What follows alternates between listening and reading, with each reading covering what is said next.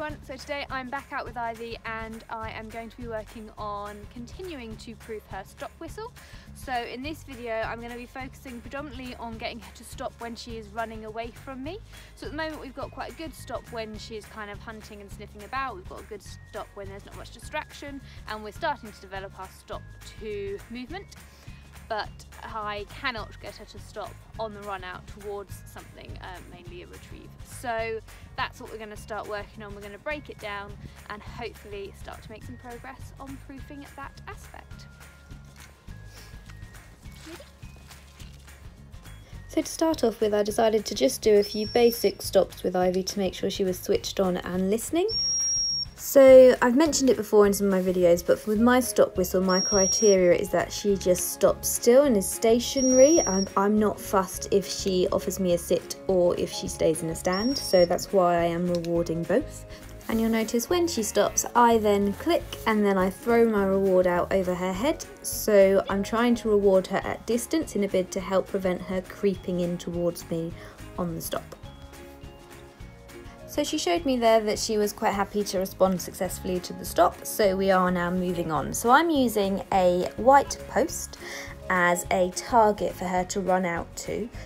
So what I've done is I've placed a bit of food out by that post, I've then lined and sent her for it, she then sniffs around, finds and eats the food and then comes back to me, and we're doing that just a couple of times to make sure that she is happy running out in a straight line towards the post. And the reason I'm using this setup is because the post allows me to get her to run away from me and target something, but it's not so distracting that she's not going to be successful. Now I'm comfortable that she's happy targeting that post at this distance. I then line and send her when there's no food out.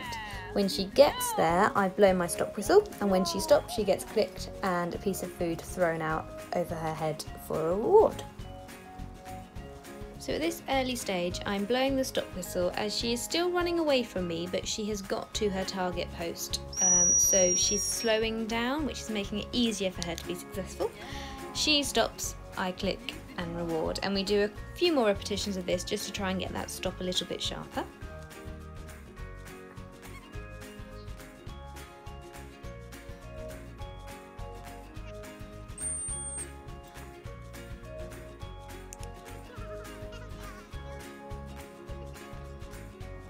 So we do one more repetition like this, and you'll see on this occasion she does stop a bit quicker, which is quite nice.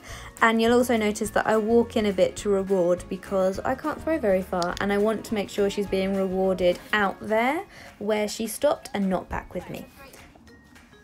So then we had a little break, and then we changed the angle that we were working at slightly, just as a way of helping her to start to generalise the behaviour a bit more, so it means the same when we're running towards the ponds as it does when we're running away from the ponds. So to start off, I just put a bit of food down by the post, line and centre, so she can complete that full behaviour. And remember that there is a point of running out to the post so that she doesn't get reluctant in that run out target piece. And then I line and centre, stop her, and this time I reward her with a throw of the tennis ball. So you don't have to use food all the time, you can use whatever your dog finds reinforcing essentially, but with the stop whistle I do think it's important that you reward them out there where they stopped rather than getting them to come back to you in order to get the reward. So now I'm quite happy that she's stopping at the post when I blow the stop whistle. Now I want to look if I can work into the actual run out piece. So what I'm going to do is I'm going to line and centre, and I'm going to blow my stop whistle immediately before she gets a chance to build up any pace. She stops wonderfully there, so clicked and rewarded again with a throw of the tennis ball behind her. So that worked really well. And now we're just going to work on playing about with blowing that stop whistle at different points in that run out to see if I can get her to stop as she is charging towards the target and not just once she has reached that target.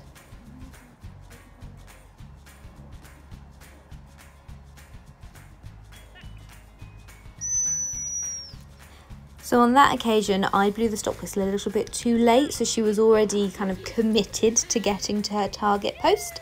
So she did stop, so she did still get rewarded, but that was more handler error than the dog, I would say. So then we increased the distance away from the target a little bit, because in my mind that was going to make it slightly easier because there's more time before she's fully committed to getting to that target post. So stopped her about halfway there, which was successful, so another throw of the ball as a reward.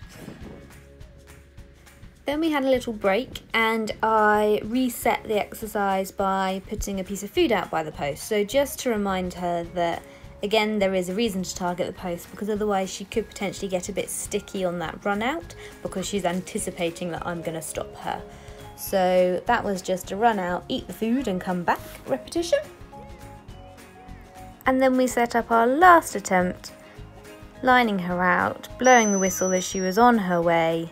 She stops and then gets rewarded. So that was the last one that we did, which was nice and successful. And then we're just going to work on continuing to build this up. At the moment, the level of distraction in terms of what she's targeting is quite low. So I don't expect that I could just put a dummy by that post and we get success straight away, but we will continue to build up to that level of distraction and hopefully get successful stops on the run out. But that's all for now, so thanks for watching.